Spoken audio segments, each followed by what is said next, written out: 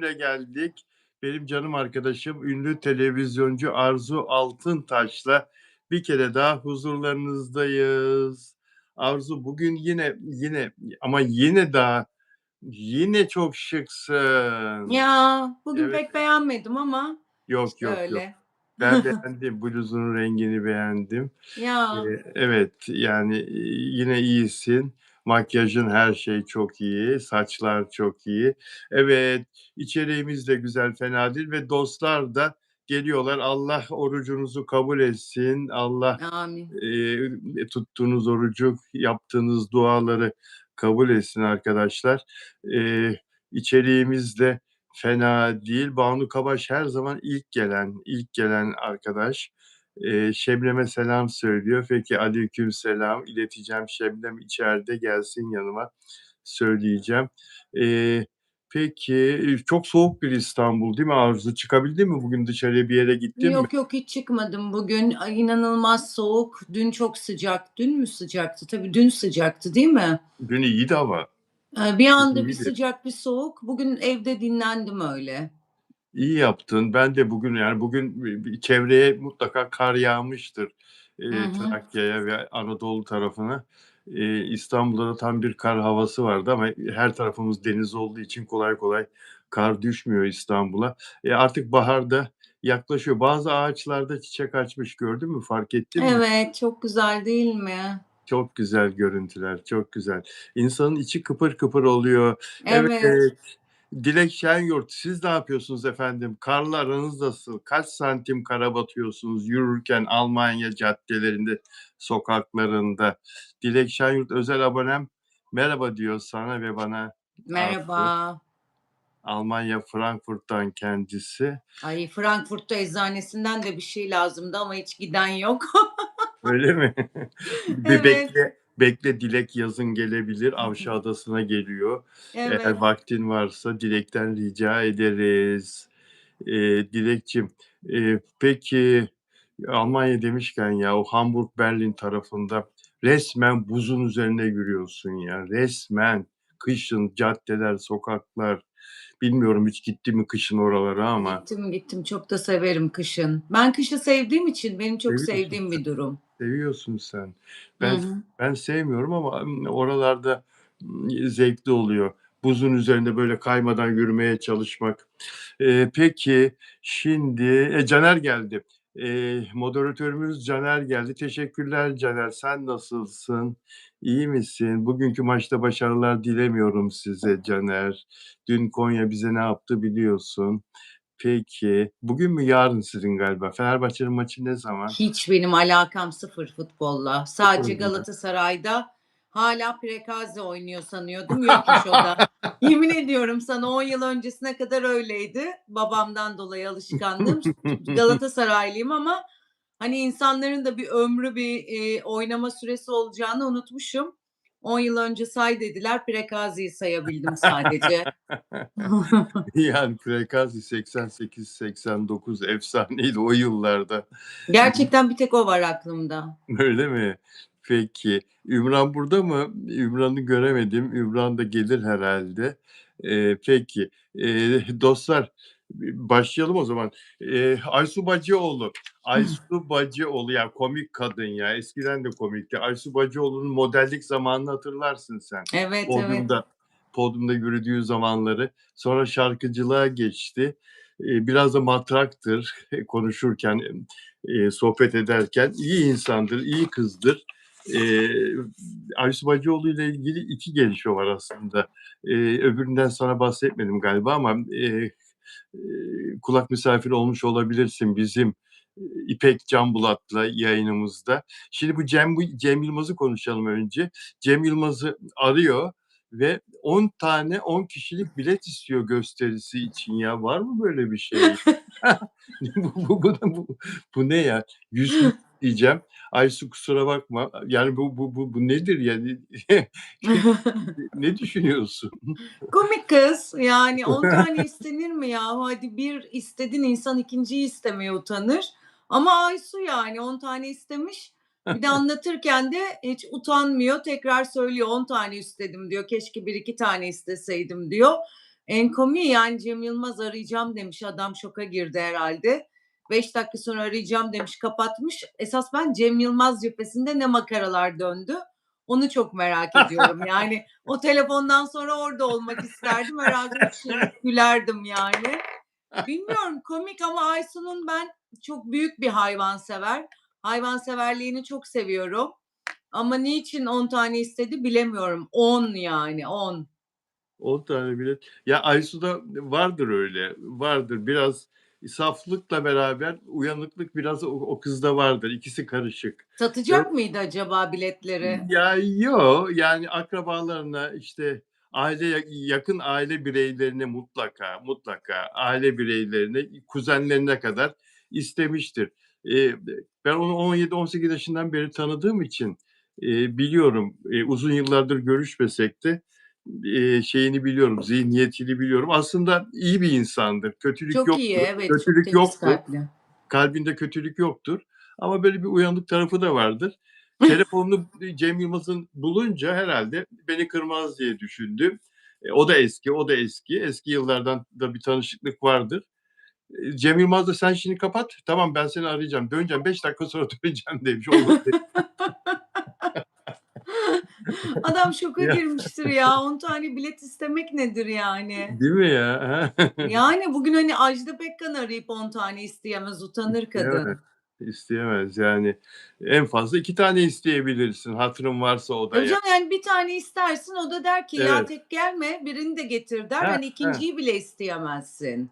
Evet, evet, evet. Yani, ve bunu da katıldığı programda anlatıyor. Cem Yılmaz bana böyle söyledi, dönmedi diyor. Bir de gülerek anlatıyor. Ya Aysu, Aysu ya. Aysu geçenlerde bir şarkı çıkardı, değil mi? Bundan bir süre Evet, önce evet. bir şarkı çıkardı. Uzun süredir ses soluğu yoktu, çıkmıyordu. Şimdi Aysu Bacıoğlu ile ilgili ne konuştuk? İpek Canbulat anlattı. TikTok'ta Hilal Cebeci'nin canlı yayınına, tesadüf etmiş, İpek. Hilal Cebeci diyormuş ki, "Ya, köpeğim vefat etti, köpeğim, işte, öldü." Epilepsi hastasıydı. Ben, işte, bakamıyordum. Ondan sonra Aysu Bacıoğlu bana dedi ki, "Sen bana ver, ben bakarım, onu iyileştiririm, ben bakarım. Sen merak etme, sonra sana geri veririm." Ben demiş, biliyorum o hastaları. Hakikaten bazı küçük köpeklerde epilepsi olabiliyor. Benim vardı öyle bir epilepsi hastası Hımm. köpeğim, oradan da biliyorum. Küçük ırklarda, ondan sonra poodle'larda, ondan sonra, eee, ara sıra Hilal Cebeci'yi arıyormuş. "Hayatım, işte, mama almam lazım, şu kadar senin köpeğine. Bir de, işte, ilaçlar, şunlar bunlar, şöyle bir, masraf var. IBAN'ıma çıkarıver." filan. O da çıkarıyormuş her seferinde. İşte, şu masraf, bu masraf diye. Ondan sonra bir gün Sevda Demirel ona demiş ki, "Ya" demiş, "Çok üzüldüm, başın sağ olsun. Ben de yeni duydum." demiş. Hilal Cebeci, "Ne oldu ya, neye üzüldün?" Senin köpek" demiş, "Aysu'daki ölmüş, 5 ay olmuş. Ben yeni duydum." "Ne? Ne diyorsun sen?" demiş. "Daha geçenlerde konuştuk. İyiydi." Ondan sonra, hatta, işte, bir şeyler de istedi filan. Barınağa giderken onu da götürecekti. Bir şeyler verdim filan. "Yapma ya." demiş. Yıkılmış yani TikTok. Düşünsene böyle bir şey. Allah Allah! Ciddi Enteresan, söylüyorum. bunu duymadım. Evet, Aysu Bacıoğlu'na seslendim. Yani, katılmak isterse kendisi de cevap hakkı var her zaman. Yine söylüyorum, katılıp konuşabilir. Yani belki üzülmesin diye mi haber vermedi, yıkılmasın diye mi haber vermedi? Belki yan yana gelip uygun bir zamanı mı bekliyordu ama 5 ay da çok uzun bir süre yani vefat ettikten sonra, değil mi? Söylememesi Evet, çok hâliyle. uzun. Bir de Çok Hilal uzun. de çok hayvan bakar. Nasıl vermiş hayvanını? Çok da bağlıdır hayvanlarına. O kısmına da şaşırdım. Ya, ya, ya. Yani, Enteresan. çok enteresan, çok enteresan. Ya, Aysu Bacıoğlu'nun maceraları eskiden de vardı, böyle güldürürdü bizi. Şimdi aklıma gelmiyor. Aklıma gelirse onları da anlatırım bir gün. Aysu Bacıoğlu ilginç bir arkadaş. Peki, evet, Afram'a inanan milyonlar var arkadaşlar. Afram'a inanan milyonlar var. Biraz sonra konuşacağız. Afram'a inanan milyonları biraz sonra konuşacağız. Bu arada, Hadise'nin UNICEF Türkiye, Birleşmiş Milletler Çocuklara Yardım Kolu'nun UNICEF'in Türkiye temsilcilerinden biri olarak, sanat elçilerinden biri olarak, çekip yayınladığı bir video var. Sosyal medyada bayağı da bir, yayınlandı bugün öğleden sonra ve tartışma konusu oldu. Görmüşsündür mutlaka, Gördüm. eee, o videoyu. Hadise o videoda, bu Ramazan dünyanın hiçbir yerinde aç çocuk, kalmasın diyor. Yani, Türkiye'den Gazze'ye, Sudan'dan Afrika'nın en uzak köylerine kadar bağış yaptığımız bağışlarla çocuklara umut olalım diyor. Ve burada, aç çocukların bulunduğu, coğrafyayı sayıyor, kabul edildi bu söylemi. "Niye Türkiye'yi katıyorsun?" dedi toplumun bir kısmı. Türkiye'den Gazze'ye, Sudan'dan Afrika'nın en uzak köylerine bu Ramazan'da dünyanın hiçbir yerinde aç çocuk kalmasın söyleminden dolayı da çok sert eleştirildi. Ne diyorsun, sevgili Arzu? Yani UNICEF yıllardır Türkiye'de de çalışıyor. Öyle bir ihtiyaç olmasaydı çalışmazdı herhâlde. Dünyanın her yerinde. Bu Amerika'da yok demek değil, İsviçre'de yok demek değil. Dünyanın her yerinde çalışıyorlar. Bence o kadar abartılacak bir durum yok. Yani aç çocuk var mıdır, yok mudur? Vardır yani. Hani aç değil de birtakım şeyleri alamayan, daha az beslenen vesaire vesaire çocuklar vardır. Ben o kadar tepki gösterecek bir şey görmüyorum. Amerika'da da aç çocuk var. İngiltere'de de var, Fransa'da da var, İsviçre'de de var. Çok minimum olsa da İsviçre'de. Var yani, yok demek çok inkarcılık geliyor bana. Bir sorunun üstünü kapatmak geliyor. Mesela evet, Zeki Bahçe isimli bir şahıs hadiseye şuursuz demiş. Türkiye'yi Afrika ülkeleri gibi yardıma muhtaç gösteriyor demiş. Derhal deport edilmeli demiş. Belçika'da da vatandaşlığı var ya hadisenin. Bir başkası Türkiye yardıma muhtaç ülke değildir. O videoda bir tane batılı ülkenin adı yok. Bu ne demek şimdi demiş. Evet, o kısmı doğru. Yani atıyorum Türkiye'den Amerika'ya, Fransa'dan İsviçre'ye vesaire deselerdi daha mantıklı olurdu. Oraya katmak tabii algıyı değiştirdi. Türkiye kriz bölgelerinin öznesi değil, oralara yardım götüren bir ülkedir demiş bir başkası. Böyle yüzlerce, belki şimdi de binlerce olmuştur eleştiri yorumu var ama hadiseye destek olan da çok insan var. Senin söylediğin yorum çok doğru, çok güzel. Yani bir daha söylesene o sözünü. Bir dakika ben şeyi okuyayım önce, bir saniye. Hadisenin videosunda söylediği cümleyi okuyayım. Bu Ramazan dünyanın hiçbir yerinde aç çocuk kalmasın. Türkiye'den Gazze'ye, Sudan'dan Afrika'nın en uzak köylerine bağışla, çocuklara umut ol. Yani yaptığın bağışla. Sen güzel bir şey söyledin. Ne Şöyle dedim? şöyle olsaydı dedin o cümle. Eee, tepki Yani, Türk hani, atıyorum Türkiye'den Amerika'ya, Amerika'dan İsviçre'ye aç çocuk kalmasın diye ama tabii reklam filmi bu. Çok uzatmak istememişlerdir. Bir de kız Türk yani. Hani, Türkiye'den Gazze'ye, oradan oraya. Ben art niyet düşünmüyorum ama ben genel olarak art niyet hiç sezmeyen birisiyim. Ama bu kadar tepki gösterilecek bir şey yok. Mevzu bak yine aç çocuk kalmamasını konuşmamız gerekiyor ya. Hepimizin mesela Ramazan, işte komşun tokken aç yatılmaz vesaire. Bunun üstüne yoğunlaşacağımıza ya kardeşim işte Gazze'ye de kendi ecdadımıza da ona da buna da elimiz uzansın diyeceğimize hurra bir linç. Garip yani. O zaman bu kadar linç gücümüz varsa hadi yan komşuyu doyuralım. Bir ötedeki mahalledeki çocuğu doyuralım. Köydeki çocuğu doyuralım. Ayağına ayakkabı alalım. Sırtına mont alalım. Yani bu linç kültürünü bu enerjilere sarf etmekten yanayım. Yoksa öyle de dil sürçmesi de olabilir. Art niyeti de olabilir. Olmayabilir. Ben hep sorunu çözmekten yanayım. Bir sorun varsa üstü örtülmez, üstü çözülür. Biz bunu çözmek yerine sürekli bir insanları linç ediyoruz. Eminim ki bu linç edenlerin de yan komşusu açtır, umrunda değildir. Ne bileyim bir akrabası zor durumdadır, elini uzatmıyordur. Sonuç olarak hepimiz güllük gülistanlık bir hayat yaşamıyoruz yani. Hani bazı gerçekler var. Bilmiyorum yani ne diyeceğimi şaşırdım artık. Çok doğru söylüyorsun. Ben de, sana katılıyorum ve hadiseye destek, oluyorum. Bu Hadise'nin söylemine katılıyorum. Dünyanın her tarafında aç çocuk Her olabilir.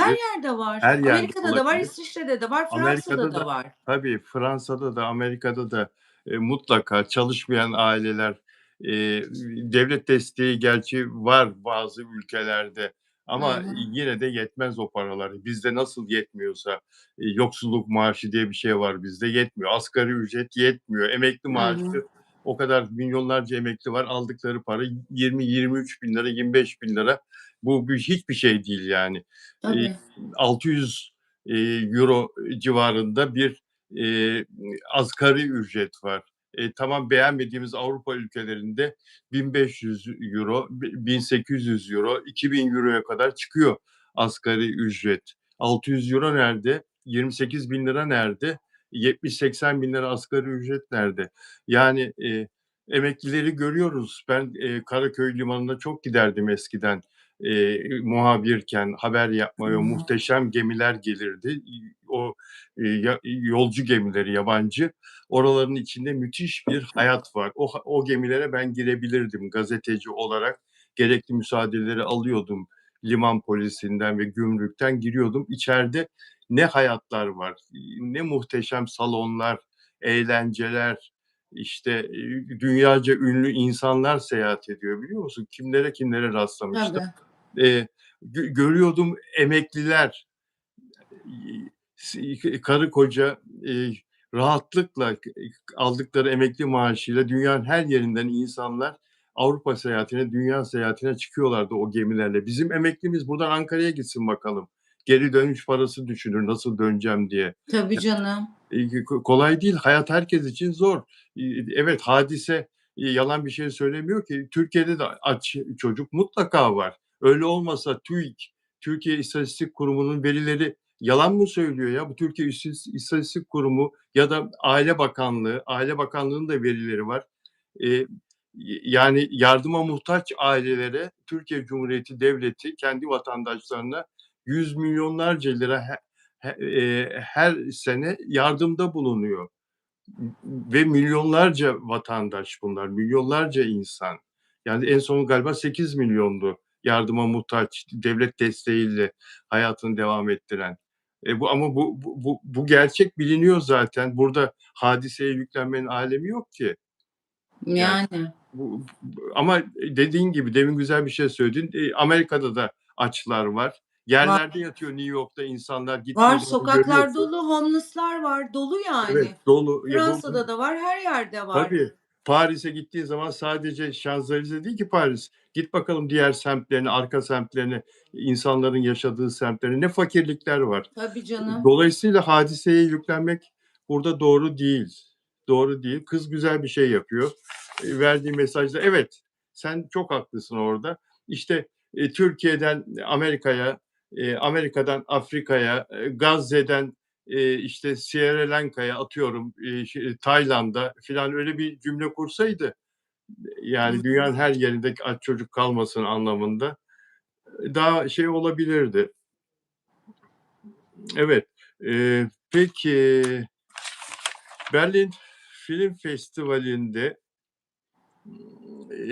büyük ödül, Altın Ayı ödülü bir Türk filmine, Sarı Zarflar filmine, verildi. Siyasi görüşleri nedeniyle işinden edilen bir Türk yönetmen ve oyuncu eşinin hikâyesini anlatıyor, Sarı Zarflar filmi. Bir de, jüri özel ödülü Gümüş Ayı 2. büyük ödül de yine bir Türk filmine, Kurtuluş filmine verildi. Bu da Güneydoğu'da, aşiretlerin toprak ve güç mücadelesini anlatan, bir film, sinema filmi. Büyük alkış aldı, büyük beğeni aldı bu filmler ama bu filmlerin dışında festivalde yine ödüller alan, en iyi oyuncu ödüllerini kadın erkek alan, işte en iyi senaryo ödülü ve pek çok bilinen o sinema ödüllerinde verilen ödülleri alan çok değerli filmler vardı yine. Eee, ne diyorsun? Ben bu ödül alanlardan hep şunu bekliyorum. Birilerinin çıkıp bize bu ülkeyi kuran Gazi Mustafa Kemal Atatürk'ün adını aldım, onun önderliğinde aldım. O bu ülkeyi kurmasaydı bu ödülü alamazdım demelerini çok bekliyorum. Çok az kişi söyledi. Birçok isim sayıyorlar. Tabii ki öncelikle tebrik ediyorum. Şahane bir ödül ve güzel bir film olduğunu söylüyorlar ki ödüle layık görüldüyse öyledir. Ben hep bunu bekliyorum ya. Birileri çıksın. Atatürk olmasaydı ne ödül alabilirdik, ne bugünlere gelebilirdik, ne bu kadar güçlü ve iyi olabilirdik. Bunu söylemelerini beklerdim. Bugün sosyal medyada da gördüm. İnsanlar hep bunu eleştirdiler Atatürk'ün adının anılmamasını. Hatta Berna Leçin de aynısını söyledi. Ve şey dedi, bir gün ben gidersem dedi, öyle bir ödül alırsam dedi, ilk Gazi Mustafa Kemal Atatürk'ün adını söyleyeceğim dedi. Berna Leçin'e bayılıyorum bu arada. Dik duruşuna, tavrına ve oyunculuğuna. Bunu isterdim sadece. Çok güzel söyledin. Evet, yani Gazi Mustafa Kemal Atatürk'ün bu anlamda ne yazık ki sanatçılara çok büyük değer veren gerçek bir lider Mustafa Kemal Atatürk. Onu en çok sanatçıların ağızlarından düşürmemeleri gerekirken ve böyle Evet. uluslararası ödüllerde onu anmaları gerekirken maalesef yapmıyorlar. Özellikle bu Kurtuluş isimli filmde Emin Alper yönetmen kimleri hangi ülkeleri, hangi toplumları saydı. Türkiye'nin ismini ağzına almadı filan. Ona da şaşırdım. Bu kadar çok siyasete angaje olmak da yanlış. Bu kadar çok hakikaten bu siyasi görüşleriniz tamam sizi o zaman şöyle anlıyorum ben. Bakın ben ne sağcıyım ne solcuyum. Ben Atatürkçü bir Türk evladıyım. Atatürk ilkeleriyle kendimi bu yaşa kadar getirmiş, hiçbir siyasi partiye angaje olmayan, Türkiye'yi en iyi kim yönetirse, Türk halkının hakkını en iyi kim verirse onu destekleyeceğimi şey yapan, taahhüt eden bir Türk insanıyım. Bir başka fikri savunarak Türkiye'nin işte aleyhinde çalışan milletleri alkışlayacağı söylemleri söyleyerek başka bir ülkenin kürsüsünde filan kendi ülkeni ötelemen filan fikir olarak söylemen her türlü fikre saygımız var ama hiç hoş buradan bakınca hiç hoş gelmiyor ki ben yani demokrat bir insanım, demokrasi aşığı bir insanım. Asla totaliter değilim, asla otoriter değilim. Ama bana bile o söylemler ya Türkiye'yi karalama söylemleri gibi geçiyor. Anlatabiliyor muyum? Hı hı. Yani o kadar da değil ya. O kadar da değil güzel kardeşim. Gel o zaman burada mücadele et. Gel o zaman burada bir siyasi oluşumun içinde mücadele et yani. Bunlar hiç iyi gözükmüyor. Şimdi Yılmaz Güney'i savunuyorlar. Mesela bugün çıkmış Nur Sürer, Yılmaz Güney bunu 40 sene evvel işte bu söylediğim 40 sene evvel yapıyordu. Türkiye o zaman iyi miydi? Burada da bir sürü karışıklık vardı ama Türk bir kanun kaçağıydı Yılmaz Güney. Bir kanun kaçağıydı yani ve bu söylemleri o zaman söylüyordu. Yani anlayamıyorum bazen. Sinema yönü çok güzel, tebrik ederiz. Çok değerli. Fakat Batı kalleştir. Batı İran filmlerini her zaman ödüllendirir. Niye?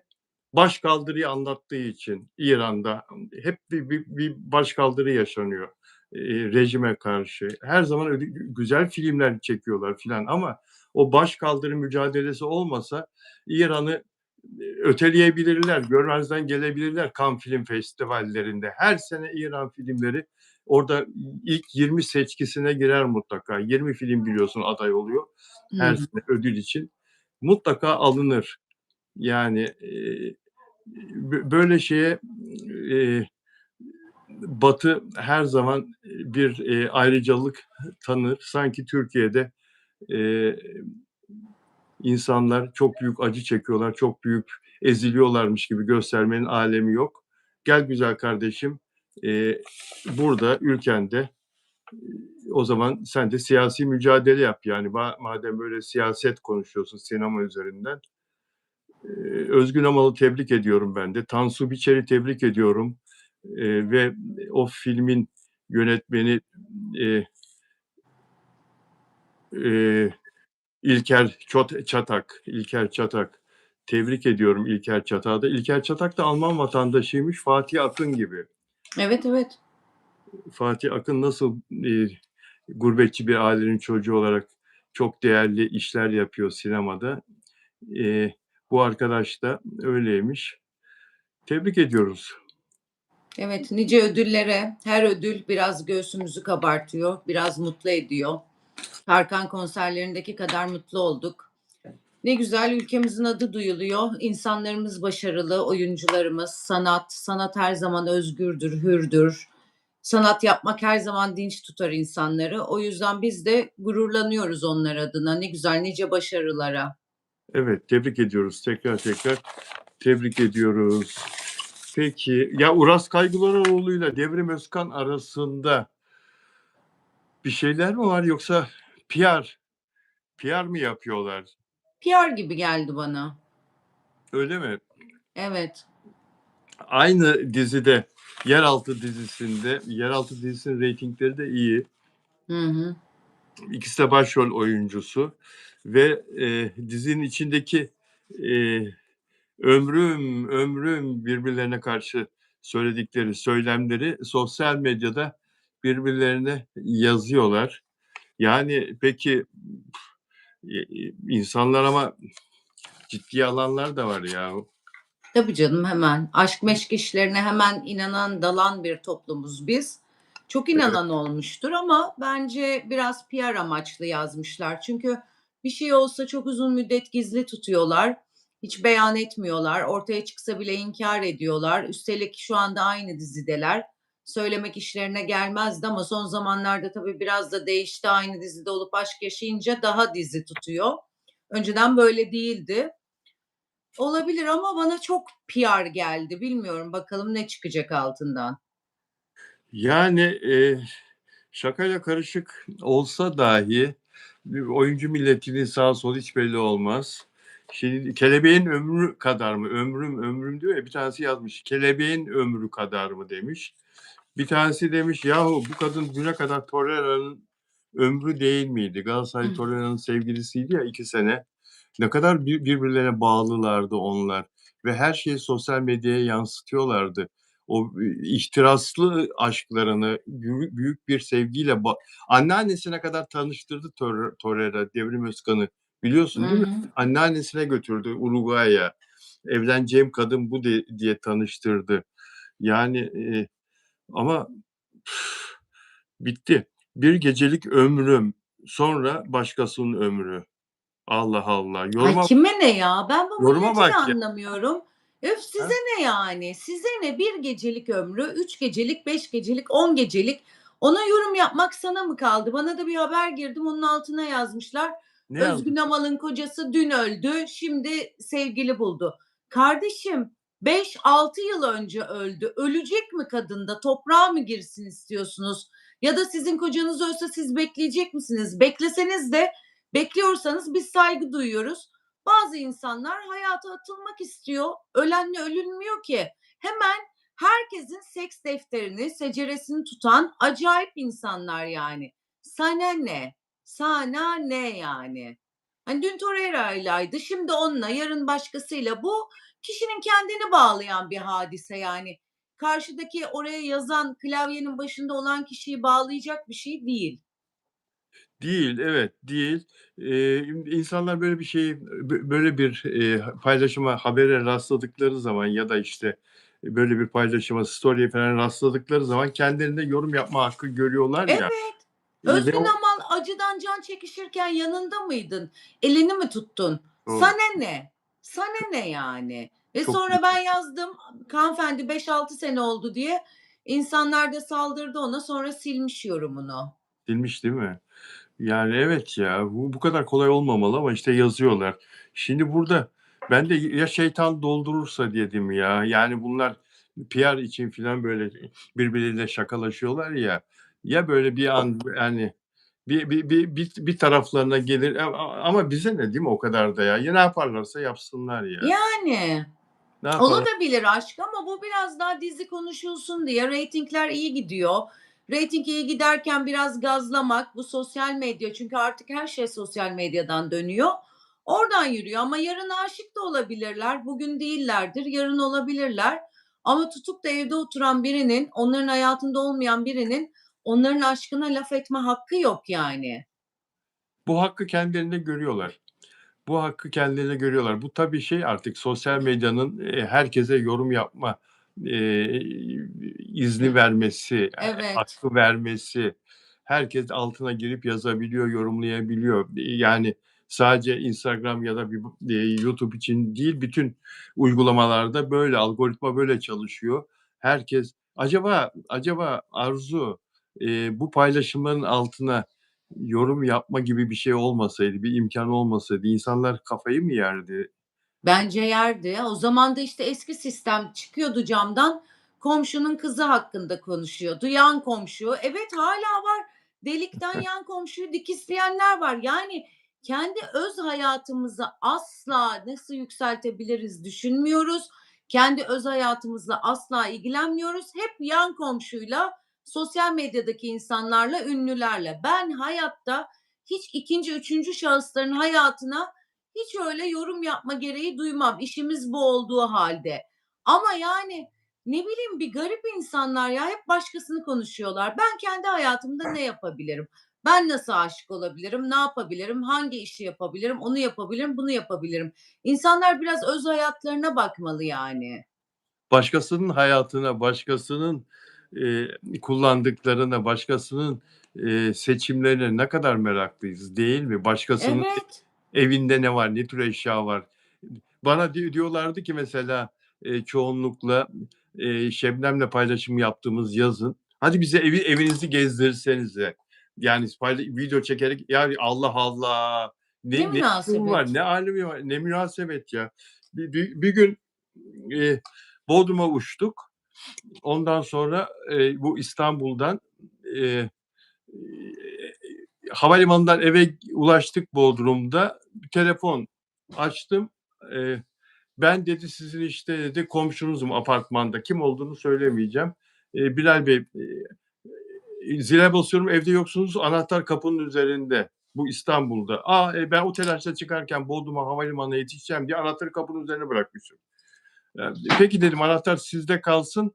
Ben yarın sizden aldıracağım. Buradan bir akrabama rica edeceğim. Aldıracağım o kadından anahtarı. Öyle mi? Tamam peki dedi. İşte benim telefonumu verirsiniz. Beni arasın gelmeden. Tamam dedim.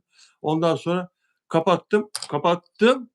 Bir 30 saniye sonra alarm çalmaya başladı. Evin alarmı cep telefonunda çalıyor. Kadın anahtarla eve girmiş. Açmış anahtarı, eve girmiş. Evde A! tabii alarm var. Şifreyi de bilmiyor. Öyle o şifreye bakıyor, o da ona bakıyor. Şifre kutusuna bakıyor. Yani insanlar ne kadar meraklı. Ne kadar Ay! meraklı. Yani demiştir ki herhâlde ben bir gireyim eve bir bakayım nasıl bir ev mi demiştir. Yani en iyi öyle geliyor aklıma en şey Evet, olarak. evet. Ondan sonra ben hemen aradım kadını, geri aradım. "Lütfen" dedim, "şu numaralara basın. Hemen şu numaralara basın, susturun, milleti rahatsız ettiniz. Niye girdiniz oraya?" filan. "Çok özür diliyorum, yanlışlıkla oldu." filan. "Tamam kardeşim, çık." dedim. Hemen yolladım arkadaşımı oraya. Aldırdım anahtarı ondan. Yani böyle de Şifreni de öğrendi kameranın şifresini, alarmın. evet ama sonra değiştirttim ertesi gün. Rica ettim o, arkadaşıma. Değiştirttim şeyi, Kim bilir ne anahtarı. düşündü? Bu adam magazinci, gazeteci. Ünlülerle ilgili bir şey mi vardır, ne vardır? Ya, insanlar nasıl meraklı ya. Ben sana orada, Evet, sen benim komşumsun, anahtar emanet ettim. O bir emanet artık sana. Kimse kimseye bir şeyini emanet edemez yani. Baksana, komşun senin evet, evine giriyor anahtar ele geçti diye. Nasıl olsa adam Bodrum'da ama o görünce, içeriye girince, alarm çalınca şok olmuştur. O alarm da nasıl çalıyor biliyorsun, yırtıyor ay, ortalığı. evet ya, evet. Yırtıyor ortalığı. Panik içinde o da. Aradım, panik içinde, konuşamıyor. Yani böyle insanlar da var. Evet, hep merak, hep ama bir başkasının, ya kendi hayatını merak et ya. Gerçekten bak kendi hayatımızla ilgilensek çok ileride oluruz ya. Hep bir başkası, hep bir başkası. Hep maalesef böyle. Özellikle aşk meşk konularında çok meraklıyız. Evet, meraklı ve yargılayıcı. Hadi merakı da anlıyorum. Ama yargı yani Ha, o hemen koca buldu, bu hemen bunu buldu, bu böyle. Ya sen bulma, sana da karışılmaz, bulana da karışılmaz. Sana ne? sana ne? Evet, Sana ne? İsmail Hacıoğlu yasaklı madde kullandığını itiraf etmişti. Ve o yüzden zaten saç kan örneği de verdi. Onlar da çıkacak yakında. O yüzden TRT1'de yayınlanan Cennetin Çocukları dizisindeki başrolden çıkarıldı. Niye mesela? Bu insanları başrolden niye çıkartıyorlar? Yani böyle bir şey var şu anda. TRT kurumu, devlet kurumu olarak görüyor herhalde kendini. Yani Show böyle bir TV ama Okan çocuğun ismini unuttum. Fatih'i kovmuştu. Yani Doğukan Güngör. O değil Doğru yani. diyor. Yani şimdi Doğukan. mesela etrafımızda bu illeti kullanan insanlar varsa atıyorum Allah korusun evlerden uzak ailemizden biri akrabamız sarıp sarmalamamız lazım öğrenince. Hiç kimse ötelememeli. Yani bu insanlar bu kadar ötelendikçe daha çok ona abanmazlar mı yani? Benim aklıma o geliyor. Yapmış bir hata, hatasını da anlamış. Zaten cemi cümleye rezil olmuş. Test sonuçları havalarda uçuyor. Neden işini kaybediyor? Şimdi zaten psikolojisi iyi olmayan insanlar bunu içmiyor mu? Hepten onları down etmeye gerek yok diye düşünüyorum. Günah ya. Günah yani. Maalesef, maalesef ve şimdi İsmail Hacıoğlu'nun çekimlerini tamamladığı yine TRT için, bu sefer TRT'nin dijital platformu tabii için çektiği, yayın gününü bekleyen dizisinin başka bir dizi bu. Rüzgarlı Pazar isimli Ayça Ayşin Turan'la başrolde oynadığı Rüzgarlı Pazar isimli dizisinin tanıtımları kaldırılmış. Tanıtımları sosyal medyadan, bu platformun sosyal medyasından ve kanalından kaldırılmış. Yani burada İsmail Hacıoğlu oynadığı için diziyi de yayınlamaktan vazgeçmiş kanal. Düşünsene Çözdüler daha. mi şimdi sorunu? Türkiye'deki yasaklı madde sorununu, içenleri, dağıtanları, satanları, işte oyuncuları sorun çözülmüş mü oldu bir oyuncu kovulunca? Günah. Sevmemiz lazım insanları ya. Korumamız, kollamamız lazım. Arkalarında tamam büyük hata ama arkalarında durup destek vermemiz lazım. Ne yapacak o çocuk şimdi? Zaten düşmüş ona içiyor. Daha da morali bozulacak. Ve ifadesi sırasında aylık kazancı sorulmuştu kendisine. 1 milyon lira kazanıyorum demişti. Herhalde bölüm başına 250 bin lira alıyordu o oynadığı Cennet'in Çocuklarından. E, O parayı da alamayacak şimdi artık. Parasız yani ne yapacak, nasıl planlayacak bundan sonraki durumunu? Hem maddi olarak bir şeye giriyor, hem manevi olarak bir bunalıma giriyor. Bu dijital platformdan alacakları varsa çevirdiği, çektiği diğer filmden, diziden oradan da bir şey alamaz. Tabii alamaz. Günah. Günah. Oradan bir şey alamaz. Ötelemememiz lazım. Her ne olursa olsun sarıp sarmalamamız lazım. Zaten denetimde olacak ve denetlenecek bu insanlar. Tabii Bir daha da denetim olacak. içebileceklerini sanmıyorum. Atıyorum kan, idrar ne test veriyorlarsa veriyorlardır ya da saç. Onların yanında olup rehabilite edilmelerini sağlamak lazım. İşten kov, onu at. Böyle olmaması lazım yani. Haklısın, doğru söylüyorsun. Usta oyuncu Ali Tutal'ı kaybettik. Geçen ay evinde beyin kanaması geçirmişti ve yoğun bakıma kaldırılmıştı. 76 yaşındaydı. Değerli bir oyuncu olmanın ötesinde aynı zamanda dublaj sanatçısıydı ve bir reklam şirketi sahibiydi. Hükümet Kadın, Geniş Aile, Güneşi Gördüm, Yasak Elma oynadığı yapımlardan bazılarıydı. İyi bir karakter oyuncusu, yardımcı oyuncuydu Ali Tutal. Allah rahmet eylesin. Amin. Allah rahmet eylesin. Peki şurada Afra Saraçoğlu, Mert Ramazan Demir'le ilgili biraz sonra anlatacağım arkadaşlar. İlginç gelişmeyi. Ondan önce başka bir şey var söylemek istediğim. Tarçın mı geldi? Tarçın buralarda geziyor. Sesini duyuyor musun? Duyuyorum, ayak sesi geliyor. Çıt çıt çıt çıt çıt. Tarçın, Tarçın. Şimdi diziler neden tutmuyor? Neden bu kadar çok dizi yayından kaldırılma potasına giriyor ve yayından kaldırılıyor diye sosyal medyada konuşuluyor. Bana da soruyorsunuz arkadaşlar. Mesela işte e, Orhan Osmanlı'yı kuran Orhan Bey'in dizisinin bile kaldırılma potasına girmiş olması, 3 reytinglere inmesi ve başka dizilerin de sıraya girmiş olması adeta insanları şaşırtabiliyor. Fakat öyle bir şey ki şimdi dizilerde bir tutarsızlık var baktığımız zaman.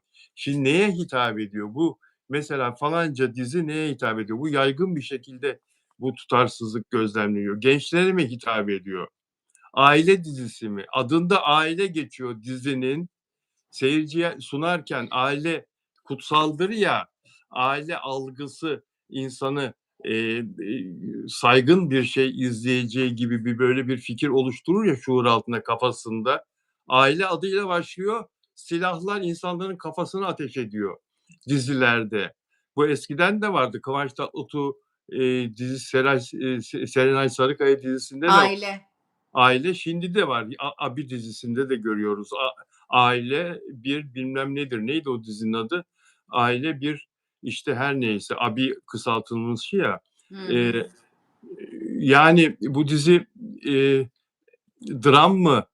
Diziler yani yayına verilen diziler gençlik dizisi mi, aşk dizisi mi, duygusal bir dizi mi, aile dizisi mi, entrika mı var, intikam mı var? Ama ne yazık ki son zamanlarda hep entrika, hep intikam. Yani duygusal zannediyorsun, romantik zannediyorsun diziyi böyle bir aşkı ucundan yani bir kavram karmaşası var dizilerde. Her şeyden biraz olunca reytingler de dalgalanıyor ister istemez. Reytingler de bir türlü sabit gelmiyor, oturmuyor. 8'e çıktığını gördüğün reyting AB'de 2 hafta sonra 4'e iniyor. Ya bu muhasebecisi, bu şirketin muhasebecisi ne yapsın?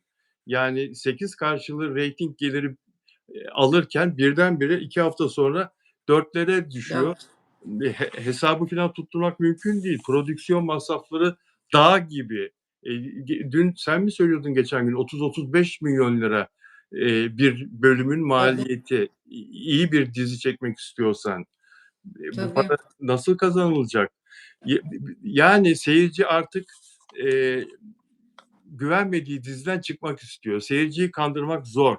Yüksek bütçeyle, işte ünlü kadroyla, tanıtım PR rüzgarıyla tek başına diziyi tutturmak imkansız. Hep söylerler, eskiden beri biz de hep söyleriz ya senaryo esastır diye. Sağlam hikaye olacak. Birincisi hikaye, seyirci sağlam hikaye bekliyor. Dolu bir senaryo bekliyor ve samimiyet istiyor. Samimiyet istiyor. Yani Benim seyircinin Pardon. seyircinin zekasını, seyircinin eleştirilerini hafife almamak lazım. Bir tutturmuşlar sevgili Arzu, gerçek hayattan alınmıştır. Koy oraya. Yani sen kandırdığını mı kandırabildiğini mi zannediyorsun? Kendi kendini mutlu ediyorsun orada yapımcı olarak. O seyirci o kadar akıllı ki o anlamıyor mu böyle şey olmayacağını? Yani gerçek hayatta böyle bir Mesela şey. Kızılcık Şerbeti. Kızılcık Şerbeti'nde mesela evet. Mesela o gerçek hayattan alınmıştır diyor. Bir sürü entrika çıkardılar. Onun abisiyle, onun kardeşiyle. Bir sürü ama şimdi Kızılcık Şerbeti'nde entrika istikrarı var. Entrika istikrarı olduğu için yıllardır 3 senedir 4 senedir Kızılcık Şerbeti'nde reytingde dalgalanma olmuyor. O yoldan gidiyor. Onun seyircisi seviyor o tür şeyi. Alışmış anladın mı? Bir de aşırılık yok. İlk başta vardı camdan attı falan kadın kendini. Değil mi o gelin camdan Evet, evet. İlk başta öyle bir aşırılık bir sapıtmıştı ilk başlarken. Ama sonra cezayı da yiyince hem halktan hem Rütük'ten toparladı. O klasik entrika dizisi olarak o gidiyor öyle. Reytingde Şimdi de öyle ama şimdi de çok yine saçmaladılar. Yine o çimen gitti, şeyi aldı. yine böyle dinci birini aldı. Şebon mu geliyor? Yok. Allah! Çina, çiçil bebek, Aşkım! güzel bebek, güzel Çok bebek, güzel olmuş. güzel bebek, güzel bebek Hido tutuyor. Çok Güzel güzel bebek, olmuş. güzel bebek, güzel bebek bayılır kendisini seyretmeye. Çok Evet. tatlı. Hani orada hep böyle entrika var ya, aslında orada da saçmalıyorlar. Aslında izleyicinin artık tepki vermesi lazım. Böyle ağdalı dizilerden bıktı millet yani. Uzatıyor. O çimen mesela defalarca aynı tarz adamı seçiyor. Olmuyor Ha, kardeşim, olmuyor yani. Bir daha yediriyorlar izleyiciye aynı şeyi. Mesela geçen hafta Eşref Rüya'ya izleyici çok güzel bir cevap verdi Yeraltı'nın yayına girmesiyle birlikte. Eşref burnunun dibindeki Rüya'yı 30 bölümdür bulamadı, veremettiler. çok Ben doğru. Evet. mesela fenalık geldi bana, bırakmıştım ama geçen hafta içeriden telefon geldi. Bu bölümde Rüya'yı bulduruyoruz diye. Açtım izledim, sonunda Rüya'yı bulamadı yine. Rüya olduğunu anladı falan. Ya bir yıldık, bir hızlı olun yani, bir fenalık geldi. Eskiden Yalan Rüzgarı vardı, annem izlerdi. Yalan Rüzgarı gibi diziyi artık ruhumuz kaldırmıyor yani. Çok haklısın. Çok doğru söylüyorsun. Çok doğrusun. O rüyanın hala bulunamaması. Ay burnunun dibinde yatıyor, kalkıyor, yemek yiyor, oraya gidiyor, buraya gidiyor, rüya olduğunu bir bulamadı. Fenalık geldi bana yani. Gerçekten ne oldu? Tahtını yer altına kaptırdı. İzleyicinle öyle dalga geçersen, izleyicini aptal yerine koyarsan bütün reytingleri kaybedersin ki Eşref Rüya üzerine dizi yoktu. Ne güzel yorumladın. Çok güzel söyledin. Çok güzel söyledin. Yer altına tahtını kaldırmasının sebebi bu. Eşref Rüya'daki büyük reyting şokunun sebebini Arzu çok güzel söyledi arkadaşlar. Evet, yani pek çok dizi yayından kaldırıldı şu son 1-1,5 senede ve yine şu anda 5-6 tane dizi sıraya girmiş durumda. Ne yazık ki biz böyle bir şeyi müjde olarak duyurmuyoruz. Yanlış anlaşılmasın. Yani yapımcıların hatasından dolayı bu yaşanıyor. Maalesef ekonominin içinde bulunduğu kritik durumda dizileri çok olumsuz etkiliyor tabii. Peki bu arada şu anda popüler olan, çok sevilen, yüksek reyting ve yüksek ilgi gören oyuncular kimler mesela? Bir sayalım dizi oyuncusu olarak. Pınar Deniz şu anda beklemede. Bir projeyle anlaştığı söyleniyor. Yok yani dizisi yok. Serenay Sarıkaya çok güzel paralar kazandı bu zamana kadar. Reklamlardan kazanmaya devam ediyor. Televizyon dizilerinde, ulusal dizilerden yoruldu. O tempo onu çok yordu. Öğrendiğime göre Kıvanç'la oynadığı için çok büyük bir mutlulukla o en son diziyi yaptı. Fakat ulusal kanallarda yani o şeyini, konforunu bozmak istemiyor. O tempoya, o çalışma temposuna girip ama dijitalde varım diyor. Yine de ulusal kanalda oyun olması için çok bastırıyorlar. Çok güzel teklifler sunuyorlar kendisine. Serenay yok şu anda mesela. Hande Erçel zaten olsa da reyting hep düşük geliyor ulusal kanalda. Yok. Başka iyi oyuncu kim var? Beren Saat zaten yok. Şarkıcılığa geçti gibi bir şey. Hande Erçel yaptı ama tutmadı. Tutmadı. Başka isim olarak kimse yok. Yani öne çıkan star diyebileceğimiz kadın oyunculardan unuttuğum varsa söyleyin lütfen. Afra Saraçoğlu var, çok yoğun çalışıyor. Çok yoğun çalışıyor. Çekiyor, yine çekecek, yine çekiyor. Mert Ramazan Demir erkeklerden, Çağatay Ulusoy şu anda güzel bir işin içinde. İşte Kıvanç Tatlıtuğ yok, Kenan İmirzalıoğlu güzel bir işin içinde ama çok tartışılıyor. Kenan İmirzalıoğlu oynaması gereken, esas Kenan yapan rollerde yani o vurma, kaçma, oynatıyormuş, dublör oynatıyormuş. Yani biz Kenan İmirzalıoğlu'nu dövüş ustası zannediyorduk. Hani vardır ya Hollywood'da filan böyle dövüş ustası aktörler. Kenan İmirzalıoğlu o zaman yani ne yapıyor dizide? Afra Saraçoğlu'na bakıyor sadece sağa sola filan yani. Göz kısıyor gözlerini bakıyor, azarlıyor filan. Yani o Mert Ramazan Demir şunu söylemek istiyorum. Mert Ramazan Demir'le Afra Saraçoğlu çok öndeler ve çok şanslılar, çok kısmetliler. Zaman onların zamanı, devir onların devri. Bugün sosyal medyada bayağı bir gezdim. Onlarla ilgili o kadar çok paylaşım var ki. Diğerleri olmadığı için de olabilir. Bakın diğerleri meydanda olmadığı için onların fanları bir şey yapmıyor, silmiş. Onun için de olabilir. Ama ve şunu da fark ettim Arzu, Afra Saraçoğlu ve Mert Ramazan Demir'in sevgili olduğuna ya da ayrılarsa da öyle düşünüyorlarsa da bazı insanlar barışma arzusu insanlarda o kadar yoğun ki onların sevgili olduğuna inanan çok geniş bir kitle var. Ayrı olduklarını ama barışmalarını da isteyen çok geniş bir kitle var. Çok çok insan var. Çok insan var ve şunu da duydum. Yazın bu önümüzdeki yaz onlarla ilgili 1 senedir, 1,5 senedir konuşulan, 1,5 senedir konuşulan bir konu vardı. Bir sinema filminde ikisinin birden oynaması. Geçen yaz konuşuluyordu. Geçen yaz olmadı ama bu yaz için yapımcıları aynı zaten. Onlardan söz almış ve bu yaz o sinema filmi çekilecek, birlikte rol alacaklar diye duydum. Ne diyorsun? İş yapar mı öyle bir film çekilirse? Artık çok zor yapar mı yapmaz mı? O kadar çabuk değişiyor ki her şey. Mesela izleyici şu an ne istiyorsa hemen onun yapılması gerekiyor. Hemen 3 aya, 1 aya formatlar değişiyor. Bilmiyorum ki her şeyin tutması dileğimizle yani. Umarım tutar. Evet, yani dijitalde olması iyi de para kazandırır onlara dijitalde olursa. Evet, evet. Hatta parayı 6 ay önceden filan alıyorlar biliyorsun dijitalde. Tabii. Bir de Peşin dijitalde para bulunuyor da televizyonda şimdi demin de söylediğin Serenay'a falan kaşe ödeyebilecek bir yapım yok yani. Çok zor. çok zor değil mi bu şartlarda? Tabii. Yani Serenay'ın oynayacağı bir dizinin, bugünkü ekonomik koşullarda, 30 milyona filan mal olması lazım. İyi bir film, Evet. iyi bir dizi, iyi bir bölüm. 30 milyona mal olacak. Yani 30 da Serenay'ın olsa 5 milyon Serenay alsa bölüm başına kaldı 25 milyon masraflara. Evet, onunla oynayacak erkek oyuncunun da yani Tabii. iyi bir oyuncu olması lazım, iyi bir isim Evet. olması lazım. Altta kadronun da iyi kurulması lazım. Eee, Tabii. bir de yurt dışında çekelim filan açılışı diyorlar. Bunlar hep Evet. masraf bunlar. Onu da Evet, evet. anlayamıyorum yani. Londra'da çektiğinizde ne oldu yani? O en son Hülya Avşar'ın şeyinde, dizisinde. Bu zihniyeti de anlayamıyorum ya.